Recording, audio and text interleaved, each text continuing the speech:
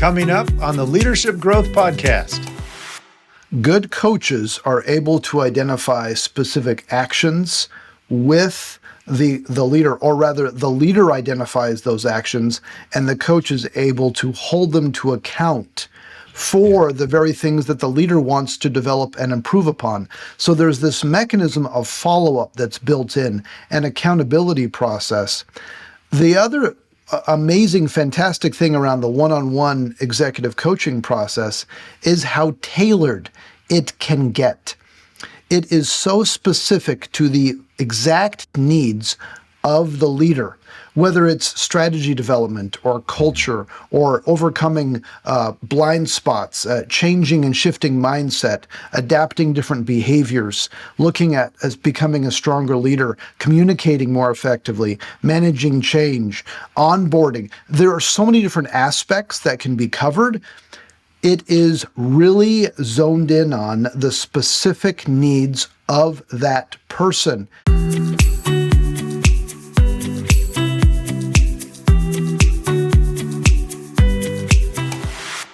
Hey everyone, and welcome to another episode of the Leadership Growth Podcast, where we talk about tools and tips to help you develop yourself as a leader.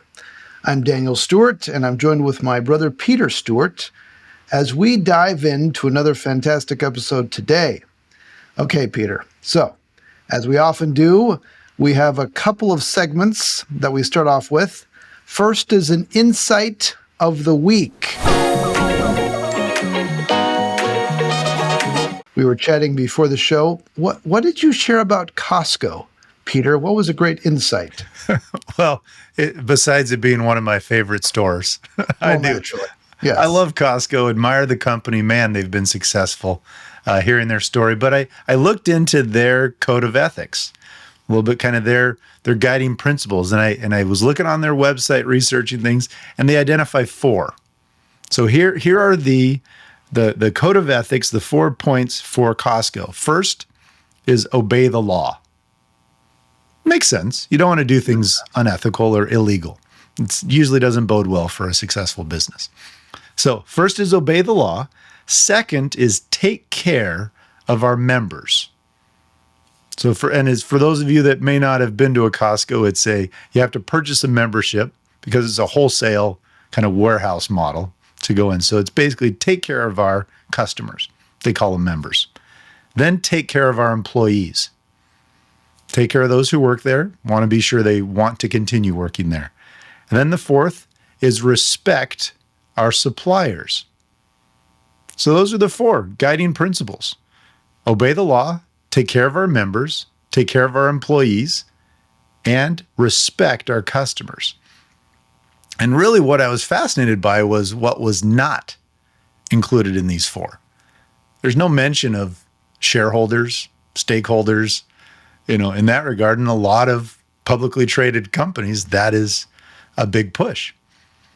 But as Jim Senegal, the former CEO, when asked about these, he said, well, if we do these 4, our shareholders are going to benefit significantly.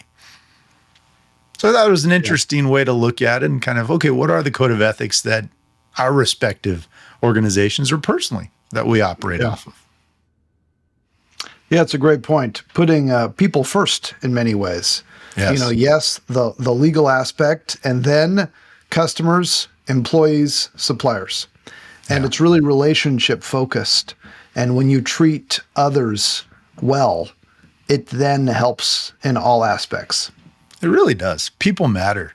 And to that, on that last point, for the suppliers, the average Costco has about 3,000 SKUs. So SKUs, number of items that are, listed to purchase. Just for comparison's sake, the average grocery store has about 30,000. And the average Walmart has about 100,000. So if you look at the relationships with the suppliers, they're very few in terms of SKU to supplier. So you really have to build those relationships in depth. Yeah. Yeah, that's great insight. Interesting to keep in mind. And I know sometimes there's discussion around which do you put first, customers or employees. And, Costco has a point of view here. You put the customers, but frankly, it's right next to the employees. So yes, Correct. both of these, and of course the suppliers, it's that whole network of relationships that are so key. Yeah, Peter, they do great matter. insight. Yeah. Yeah. I'm always like learning about different businesses and their background. So now let's shift over a little bit on memory lane, as it's fun. It's been a few episodes since it's just been the two of us chatting. We've had some wonderful guests, and so we figured, hey, let's have another one that's just the two of us as we're chatting through a topic. But let's have a memory lane first, as we're thinking through.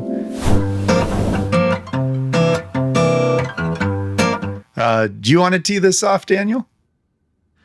So one word, risk.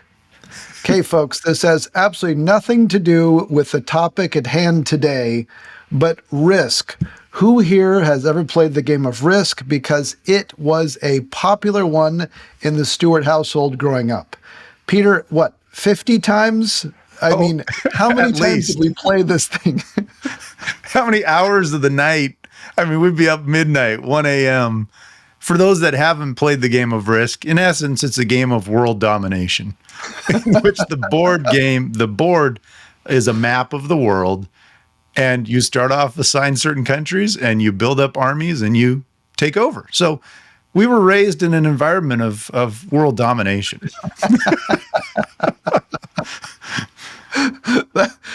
That's a fact. Okay, so some successful strategies that we learned, Peter. That there were two strategies that seemingly worked, and I'll let you mention the two that worked. I'll mention the one that didn't seem to work, and it was if you went after Europe or Asia, that usually did not mean you were going to win the war. Win the game and conquer the world. Too many countries to maintain, right in the smack dab in middle of everything. You had to fortify too much, didn't win. Peter, what were the two strategies that did work? Typically, there was the battle of for North America, usually building that out and then getting into South America, over into Africa, and then from there the world. But the one that Dad would always just destroy us on early on was the Australia strategy. He'd sit there in that sector of the map, and he would just patiently build up his armies over time because nobody was coming to Australia to take over. And then he'd turn in cards and just kill us all. So then we started emulating that strategy over. But it was just a lot of fun memories in terms of playing the game together, laughing, the luck of the dice, and Dad's patient, slow, and steady accumulation of armies in Australia. Maybe there's a lesson there. Sometimes the slow, patient development, as opposed to, I'm just going to burn everything and go for broke. Yeah. So some insights for everybody back in the Stewart household. A lot of Risk game playing, had a lot of fun. Yeah. I have no idea how to make a transition from playing Risk to the subject at hand, and that's the transition. So there you go. Here's the subject. Well done. Thank you. Thank you. Here is the subject. It is executive coaching. How to make the most of your executive coaching experience.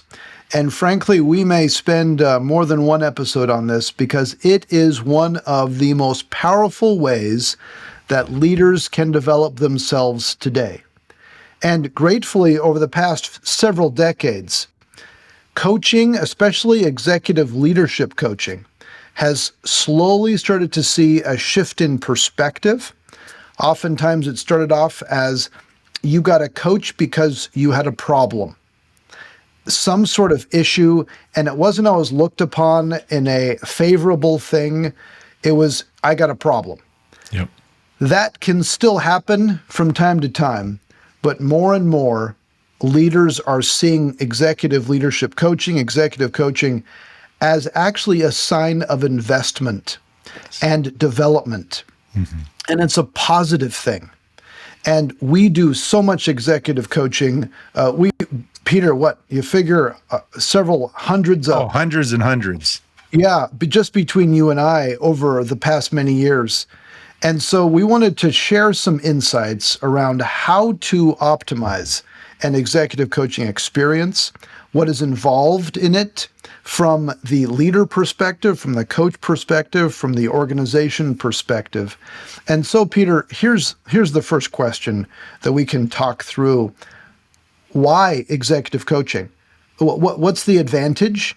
What's the need? What's the push? Why engage with a one-on-one executive coach? It's a great question to look at. And a part of it kind of pulls back to, as you introduce this topic of coaching, helping really to differentiate between the two fundamental mindsets within coaching. Is this a performance issue, performance-based coaching in which a change needs to occur, or someone might not necessarily be there much longer? Or is it more of a development focused? And that latter is really where we're focusing, is that's where many of the organizations are focusing. So that's why, that's really the answer for why coaching. It is a way to invest in your people so that they grow. And so it's that formal opportunity. And here's where I think the big benefit comes from coaching is it is a forcing function to pause, to pull up out of the day-to-day, because very few people are sitting around bored in their jobs. I mean, there's a lot of moving pieces, a lot of moving parts, but you have a coach, and that is a forcing function to pause, pull up, think about not only what you're doing, but how you're doing it, why you're doing it, and is that the optimal way to do it? Yeah. How do you identify and learn and grow from your strengths, from your weaknesses, and so forth? So I think that's long-winded answer of why coaching. It helps develop people. And it builds in, as you were saying, a sense of accountability as well. Good coaches are able to identify specific actions with the leader, or rather the leader identifies those actions and the coach is able to hold them to account for the very things that the leader wants to develop and improve upon. So there's this mechanism of follow-up that's built in, an accountability process. The other amazing, fantastic thing around the one-on-one executive coaching process is how tailored it can get. It is so specific to the exact needs of the leader, whether it's strategy development or culture or overcoming blind spots, changing and shifting mindset, adapting different behaviors, looking at as becoming a stronger leader, communicating more effectively, managing change, onboarding. There are so many different aspects that can be covered.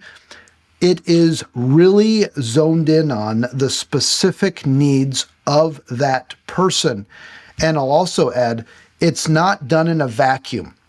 No. I get really upset when I hear coaching situations that are done without any input from their boss or manager or from other sources of the organization. Mm-hmm. And it's just kind of done by itself.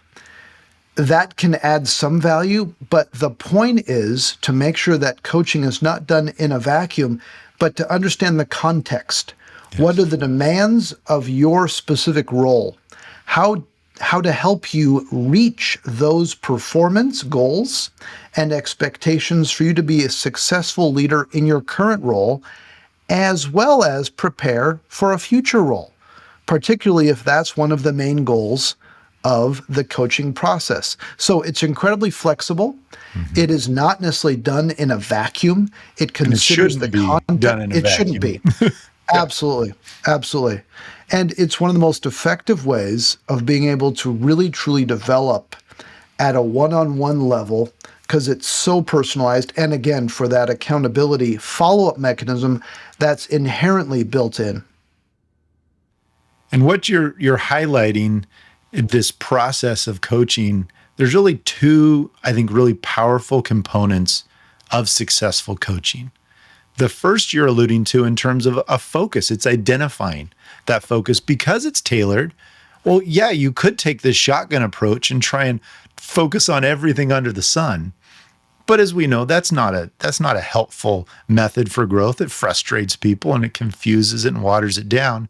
So you tailor and hone in on creating an action plan, a development, a focus area for the coaching sessions to target, so that then there are goals set, there are benchmarks established, there are steps so that you can make progress toward those goals. So there's that focus.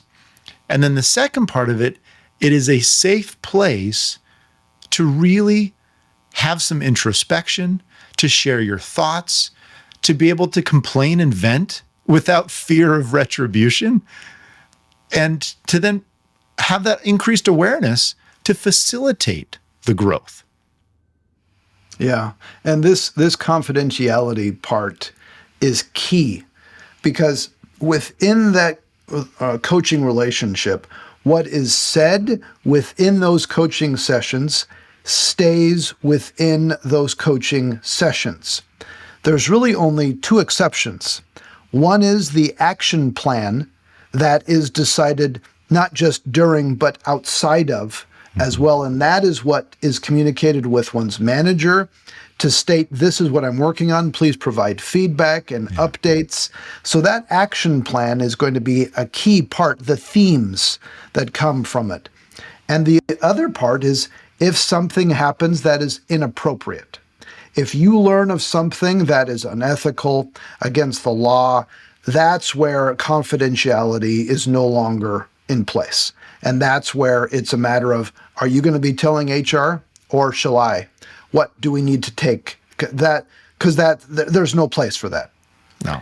Otherwise, all of the details that are shared that somebody is trying to actively work through as they're trying to build and strengthen relationships with others, as they're trying to be more vulnerable and introspective and open to changing themselves as they're on this leadership journey, that is fair play to have a safe environment where people can build and construct and deconstruct and reshape in a way that's helpful for them as they then show up as their best self every day.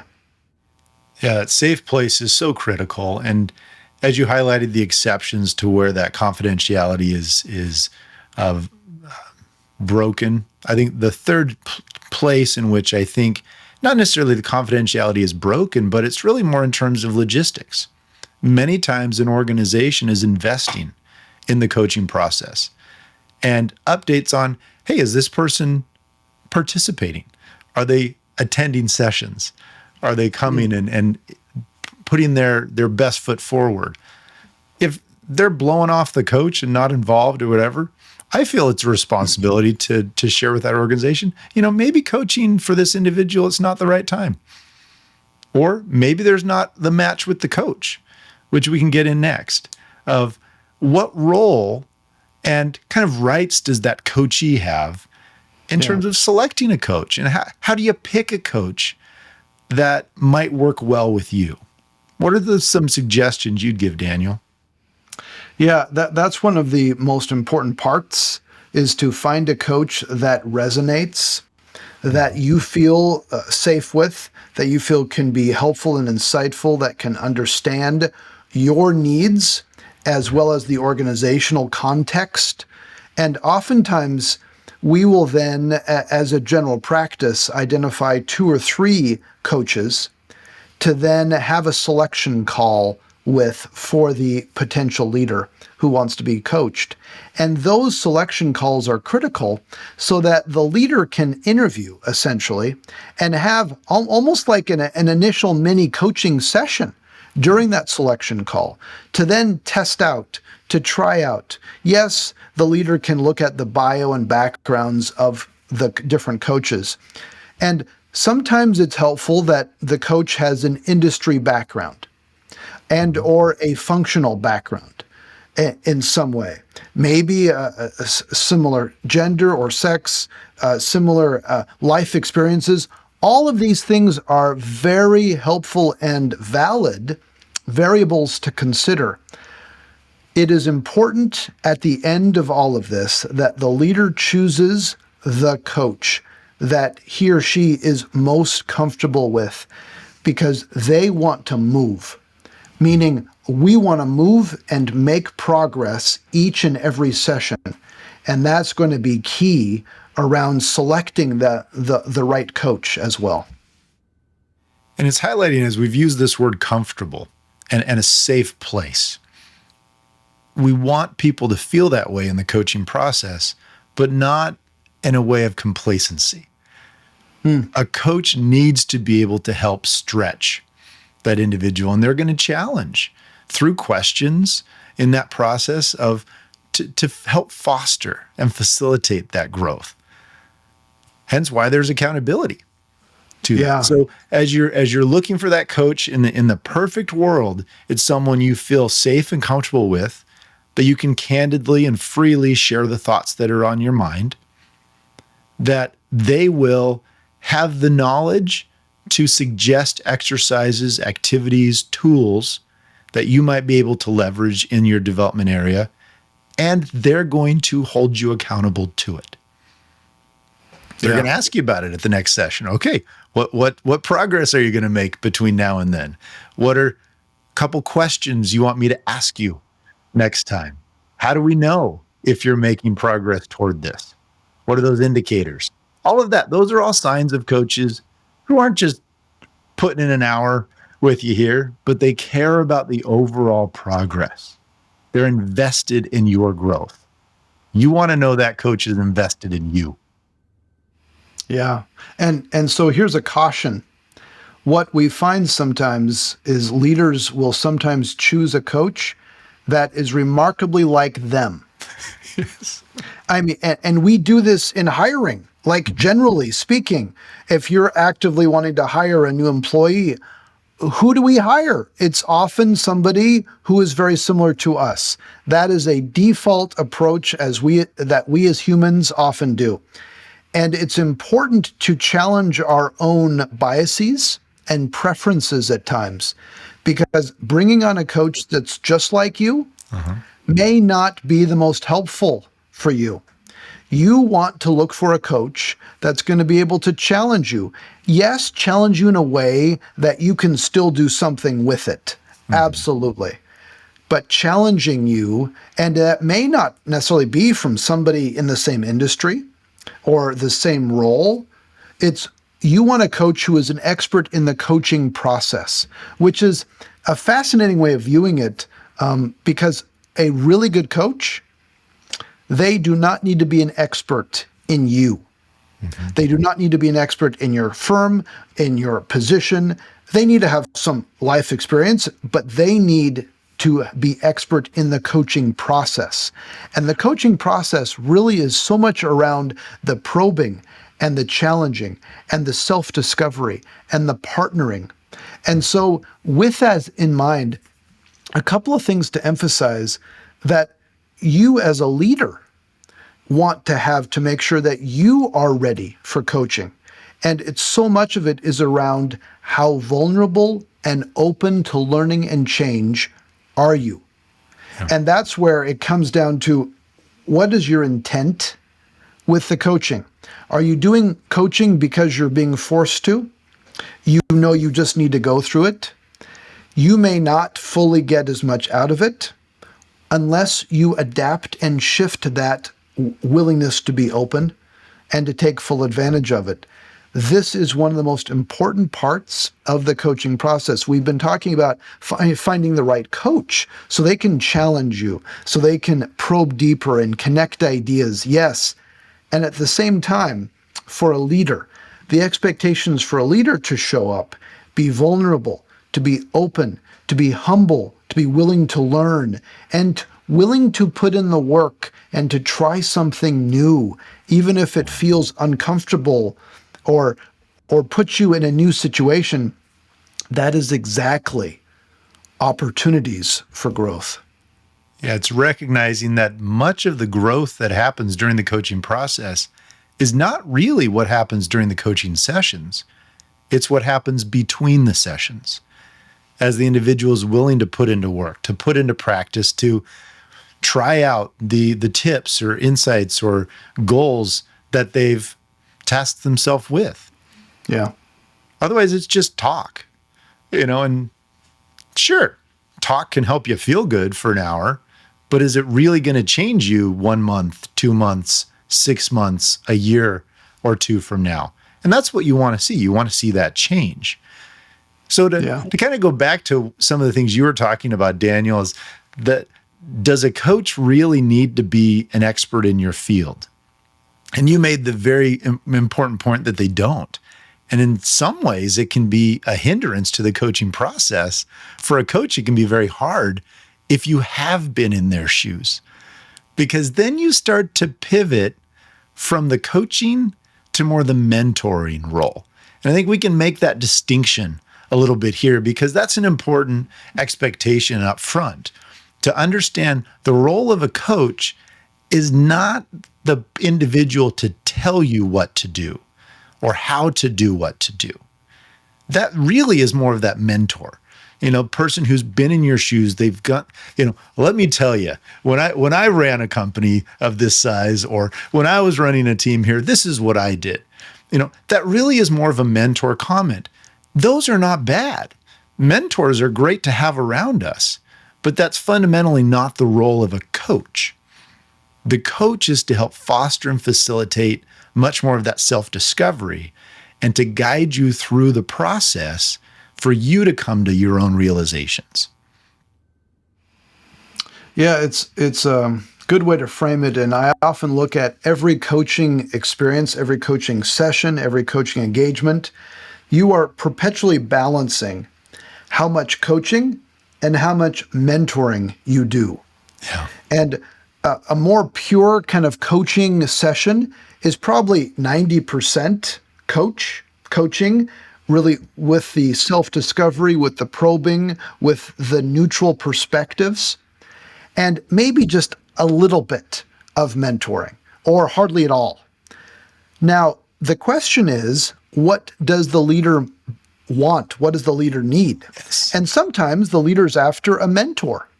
And a mentor is going to shift to that usually. And just as you pointed out, Peter, you would want somebody who has had experience doing very similar things, been in that role, been in an executive position, had those kinds of pressures before. Absolutely. And a mentor may or may not be trained to be a good coach. They might be ready and willing and able to share lots of advice and lots of consultative guidance. Again, all good. It just matters the situation and the need. And again, I go back to really effective coaches know how to balance both of those so that they can then show up for their client, whether it's an internal client or an external client. And we can talk later on about an external coach or an internal coach. But regardless, to be able to show up for their client in the best way, and really to clarify the expectations up front. If it's truly an executive coaching situation, the majority of the time is going to be more around the coaching context, great insightful questions, self-reflection, and not as much on the consulting or the advising or the mentoring. And we want to be clear around what that means, or rather the client wants to be clear, because they can get what they're after. If they're after a mentor to just tell them what to do all the time, there's nothing wrong with that. That is more of a mentoring advisory relationship as opposed to a coaching relationship. Yeah. Now, what this doesn't mean is that the coach can't provide information, can't suggest or direct them or say, hey, we've developed an action plan on listening. I could ask 1,800 questions on how this individual can be a better listener. But if they've never been exposed to some of the skills of how to be a better listener, the questions aren't going to help. So going back to your point of that balance, I might say, all right, here are 2 or 3 suggestions or tips that we can try and practice during this week. Or out of these 3, which do you think fits best with your style, with your personality? Yeah. And so it's a guidance there. And in some ways, a coach is like a curator at a museum. exposed to a lot of different materials, different things that you can then provide as the situation arises. Yeah. Yeah. And building on that, it is entirely appropriate for a leader to ask their coach, what resources do you have or that you know of that can help me in a specific leadership challenge of some sort? Absolutely. And then the coach can offer some resources. And then what the coach is so good at doing will be then to follow up and say, all right, now you've been provided these resources. What have you learned? What have you taken from them? What might you want to try out? What would happen if you implemented X, Y, and Z? What would be the possible outcome or challenges? What would prevent you? What has prevented you in the past, perhaps? Yeah. All of these are the great coaching types of questions that help the person take whatever article or new concept or idea or things that they have maybe been challenged on in the past and help it come to life in a different context, in a different way. And the leader can always provide feedback and say, hey, I'd like a little bit more of this or that from their coach, because they want to be able to leverage the resources available and the insight from the coach, especially around that coaching process, to challenge themselves as they seek to become better. It's so true that that development process is really what the coach is hoping to do. And so we've tried to lay out some expectations of groundwork of what to expect if you work with a coach, what a coach is, what a coach might not be, who might be included in that coaching process as you're setting things up. I think it's also helpful to think about, what does a coaching session look like, especially after the first couple? You know, like in many relationships, those first few sessions are really getting to know each other. That coach is going to be asking a lot of questions about you, about the situation, the circumstances, your organization, your team, your direct reports, your boss, all those sorts of things, some of your background, to then identify, well, okay, yeah, what have you learned? What are areas that you have some strengths in or weaknesses and so forth? So there's some setup for the future, for that development plan to come to fruition. And then really it's the support on that plan. So as those sessions after the plan's made, oftentimes it'll come say, okay, well, what progress have you made since the last session? What have you tried? What's working? What's not? Are there particular challenges that are coming up that you'd like to process through, to problem solve together? You know, what are you anticipating coming up next? You know, where are we moving forward? What progress? What additional? So it's that guidance in which there's very much an openness to the sessions with some structure to help end out, you know, have an endpoint where we're making progress. But then there's that balance between the action plan and then the crises du jour. Because inevitably there's going to, you bring in with you to that session what had just happened. Yeah. And maybe you've been having some arguments with somebody, or there was a supplier that didn't follow through on a promise, or maybe there was this other issue. Can this be a time during the coaching session to problem solve, to talk through, to identify alternative solutions, situations, before we just have our impulsive response? So those are some of the most helpful sessions, I think, at times, are digging into some very specific things. Going back to that point you made in the beginning, Daniel, coaching is tailored to the needs of the leader, that individual. Yeah. And on that note, let's do a quick lightning round. And I think next time the next episode, we can dive further into the coaching process and maybe give some examples around what a typical coaching session looks like and what the overall coaching engagement might be, how to leverage a coach, what do you do in between the sessions, because there is so much there to truly optimize your ability to develop also.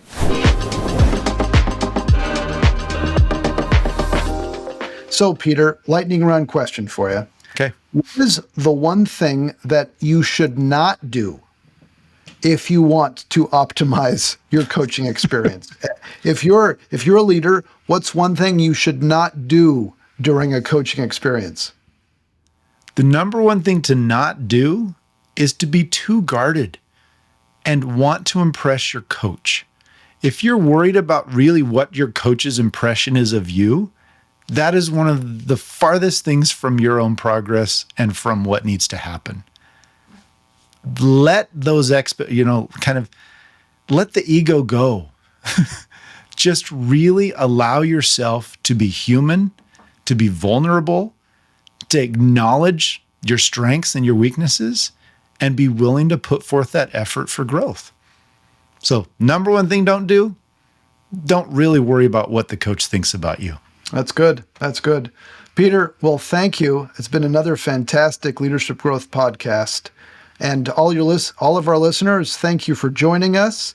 And please like and subscribe and join us for future episodes as we continue to talk about tools and ideas to help you become a stronger leader. Take care, everyone. Bye. If you like this episode, please share it with a friend or colleague. Or better yet, leave a review to help other listeners find our show. And remember to subscribe so you never miss an episode.